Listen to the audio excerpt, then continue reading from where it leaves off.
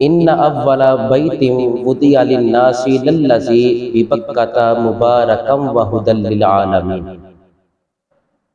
اللہ رب العزت نے ارشاد فرمایا، بے شک جو پہلا گھر مسلمانوں کے لیے بنایا گیا وہ مکۃ المکرمہ ہے، مبارکن برکت والا گھر ہے، ہدی للعالمین عالمین کے لیے ہدایت بھی ہے۔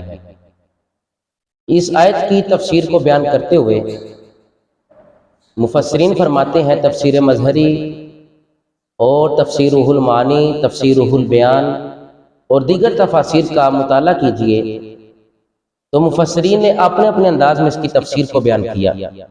یہود نے کہا کہ مسجد اقصی یہ پرانا قبلہ ہے اور افضل قبلہ ہے، اور مسلمانوں نے پرانے اور افضل قبلے کو چھوڑ کر بیت اللہ کو قبلہ بنا لیا۔ تو اس پر یہ آیت نازل ہوئی کہ ان اول بیت وضع للناس للذی ببکۃ مبارکا وہدی للعالمین۔ ارشاد یہ ہوا کہ پہلا گھر جو مسلمانوں کے لیے بنایا گیا وہ مکۃ المکرمہ ہے۔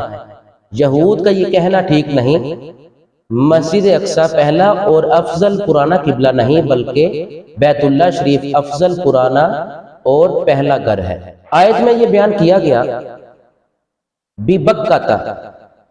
اب مکہ اور بکہ میں کیا فرق ہے؟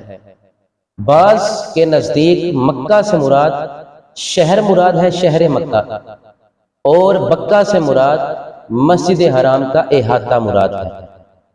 ان اول بیت وضع للناس، لوگوں کے لیے پہلا گھر جو بنایا گیا۔ اب جو پہلا گھر ہے وہ مکہ ہے۔ حضرت ابو ذر غفاری صحابی رسول ہیں، نبی علیہ السلام کی بارگاہ میں عرض کرتے آقا ارشاد فرمائے کہ سب سے پہلا مسلمانوں کے لیے کون سا گھر بنایا گیا، سب سے پہلے کون سی مسجد بنائی گئی؟ تو نبی علیہ السلام نے ارشاد فرمایا، اے میرے غلام، اے ابو ذر غفاری، سب سے پہلے جو گھر بنا، سب سے پہلے جو مسجد بنی اس کو مسجد حرام کہا جاتا ہے۔ عرض کرتے ہیں غلام رسول، آقا آپ ارشاد فرمائے پھر اس کے بعد کون سی مسجد بنائی گئی؟ تو نبی علیہ السلام نے ارشاد فرمایا اس کے بعد مسجد اقصی بنائی گئی، مبارکا وہدی للعالمین۔ برکت کتنی ہے!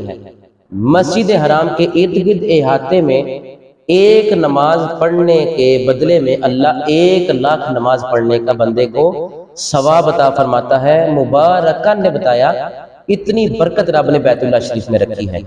وہدی للعالمین، اور عالمین کے لیے ہدایت ہے۔ آیات بینات مقام ابراہیم، اس میں روشن نشانیاں ہیں۔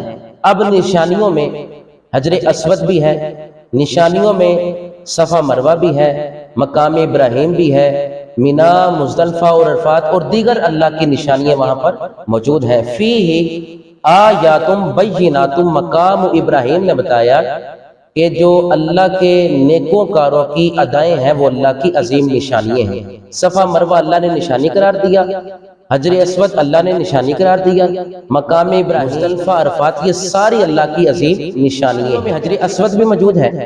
حجر اسود سفید بھی تھا اور روشن بھی تھا۔ امت کے گناہ چوس چوس کر، رب کے بندوں کے گناہ چوس چوس کر وہ سیاہ ہو گیا۔ اور حجر اسود مجموع الزوائد کی حدیث ہے کہ اپنے زائرین کی جو اس کو استلام کرتا ہے یا اس کا بوسہ لیتا ہے، حجر اسود اپنے زائرین کی قیامت کے دن سفارش کرے گا۔ مجموع الزوائد کی حدیث ہے۔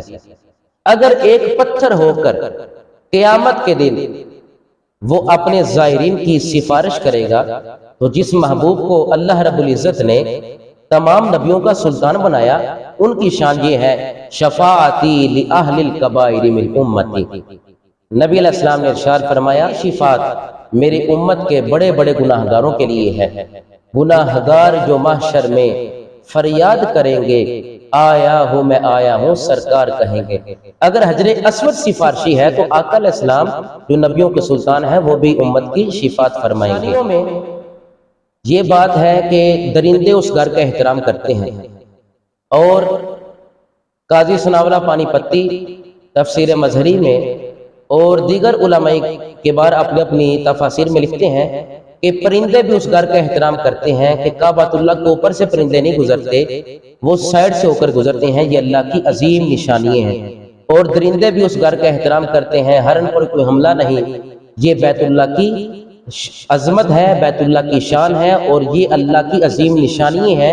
انسان تو انسان رہے، جانور درندے بھی اس گھر کا ادب و احترام کرتے نظر آتے ہیں۔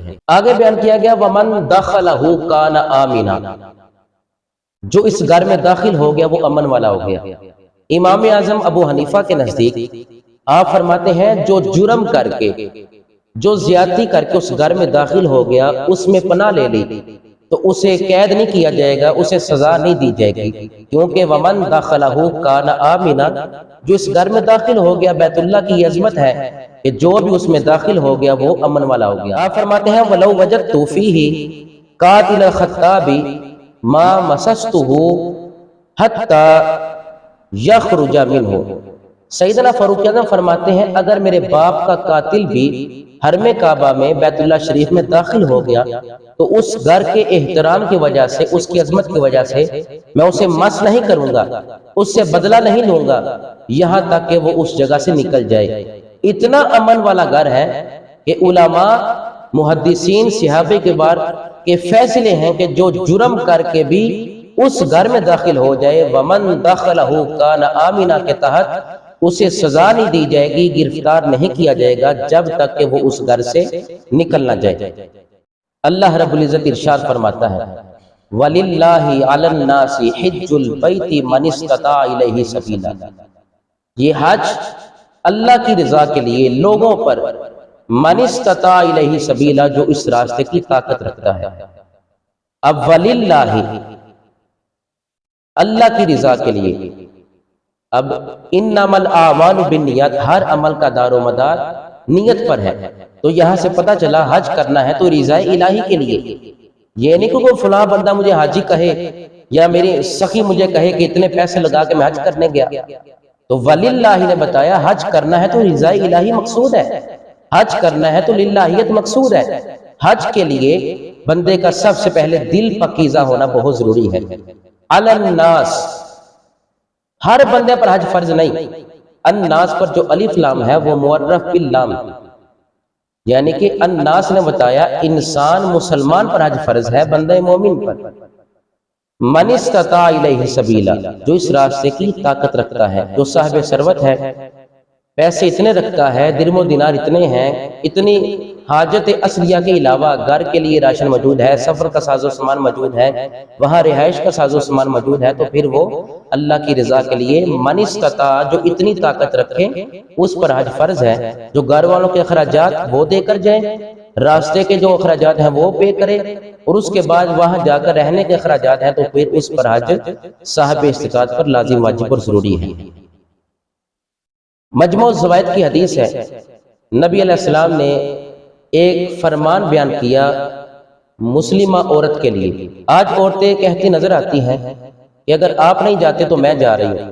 نبی علیہ السلام کا ارشاد ہے اس عورت کے لیے جو کہتی ہے کہ میں نے اپنے خامد کے بغیر سفر کرنا ہے یا محرم کے بغیر سفر کرنا ہے، نبی علیہ السلام نے ارشاد فرمایا لا یحل لامرأۃ مسلمۃ ان تحج الا زوج او ذی محرم، فرمایا عورت کے لیے حلال ہی نہیں کہ وہ محرم کے علاوہ یا اپنے شوہر کے علاوہ حج کے لیے نکلے۔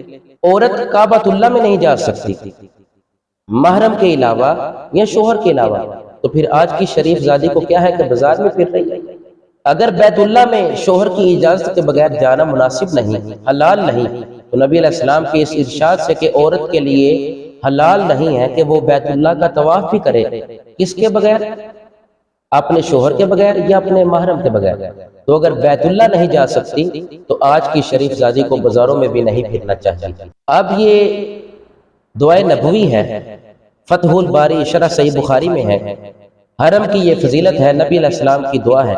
فرمایا اللہم اجعل بالمدینۃ ضعفی ما جعلت بمکہ من البرکہ، نبی علیہ السلام کی دعا ہے، اجابت کا صحرا، عنایت کا جوڑا، دلہن بن کے نکلی دعائے محمد صلی اللہ علیہ وسلم۔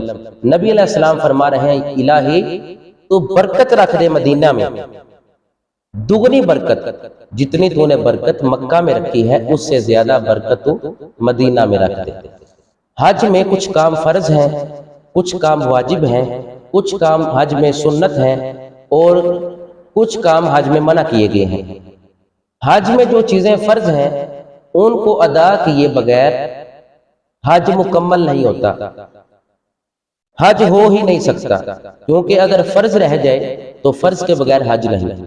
اور کچھ کام واجب ہیں جن کے رہ جانے سے دم لازم آتا ہے، اور کچھ کام سنت ہیں جن کے رہ جانے سے ثواب میں کمی آتی ہے، اور کچھ کام منع ہے کہ جن کے کرنے سے جرمانہ بھی عائد ہوتا ہے اور حج بھی فاسد ہو جاتا ہے۔ حج کا لغوی معنی ہے قصد کرنا، ارادہ کرنا۔ شریعت اسلامیہ میں حج یہ ہے کہ بیت اللہ کی زیارت کرنا، مینا، مزدلفہ، عرفات اور دیگر مقامات کی زیارت کرنا حج کی نیت سے، اور 8، 9، 10، 11 اور 12 ذی الحج تک حدود حرم کے اندر یا نیک لوگوں کی اداؤں کو ادا کرنا، مزدلفہ، عرفات، مینا جانا، مقام ابراہیم، صفا مروہ، اللہ کی نشانیوں کو یاد کرنا یا احرام میں رہنا 5 دن، اس کو شریعت اسلامیہ میں حج کہا جاتا ہے۔ حج عربی زبان کا لفظ ہے اور حج اسلامی سال کے آخری مہینے ذی الحج شریف میں ہوتا ہے۔ حج کرنے کا فائدہ کیا ہے؟ ایک ایسی عبادت ہے کہ جو جامع العبادات ہے۔ حج کے اندر تکبیرات بھی ہیں، تسبیحات بھی ہیں، توبہ استغفار بھی ہے، حج کے اندر للہیت بھی ہے، حج کے اندر اللہ بندے کو اس راستے سے گزار کر اس کا تزکیہ نفس کیا جاتا ہے۔ تو حج یہ جامع عبادت ہے جو کئی عبادتوں کا مجموعہ ہے۔ حج مسلمانوں کے دلوں کو پاکیزہ کرنے کا ایک ذریعہ ہے، حج جھوٹ کو چھوڑنے کا ذریعہ ہے، حج غیبت کو چھوڑنے کا ذریعہ ہے، حج زنا کو چھوڑنے کا ذریعہ ہے، حج اللہ کی محبت اپنے سینے میں بسانے کا ذریعہ ہے۔ حج کیا ہے؟ حج یہی ہے تقوی کے راستے سے گزرنا، حج یہی ہے اللہ کو راضی کرنا، حج یہی ہے کہ اللہ ہمارے گناہوں کو معاف فرما، حج یہی ہے توبہ استغفار کی جائے، اللہ کو راضی کیا جائے، للہیت اپنائی جائے۔ تو جو بندہ حج کرتا ہے وہ توبہ استغفار کرتا ہے، پاکیزہ ہو جاتا ہے، تزکیہ نفس کیا جاتا ہے اس کا۔ تو اس راستے سے رب گزار کر ہمیں غیبت، حسد، کینہ، بغض، عداوت سے رب ہمیں بچانا چاہتا ہے۔ حج یہ ہے کہ تیرا تزکیہ نفس کیا جائے اور اس راستے سے گزار کر رب تجھے جنتی بنا دے۔ 8 شرطیں بہت ضروری ہیں۔ سب سے پہلی شرط یہ ہے مسلمان ہونا۔ اگر کوئی کافر ہے تو وہ حج نہیں کرے گا کیونکہ وہ شرط ہی نہیں پائی جاتی۔ تو پہلی شرط ہے مسلمان ہونا۔ دوسری شرط جو حج کی وہ عاقل ہونا، سمجھدار ہونا۔ تیسری شرط بالغ ہونا۔ چوتھی شرط آزاد ہونا۔ اور 5ویں شرط یہ ہے کہ اگر وہ شخص مسلمان کفار کے ملک میں رہ رہا ہے تو حج کے فرض ہونے کا علم ہو جانا، یہ 5ویں شرط ہے۔ چھٹی شرط یہ ہے کہ تندرست ہونا، اعضاء کا سلامت ہونا۔ 7ویں شرط یہ ہے کہ مکہ المکرمہ پہنچنے کی طاقت رکھنا، وہاں جانے کی استطاعت رکھنا۔ اور 8ویں اور آخری شرط یہ ہے کہ حج کے مہینے میں ان شرائط کا پایا جانا، یہ حج کی شرائط ہیں۔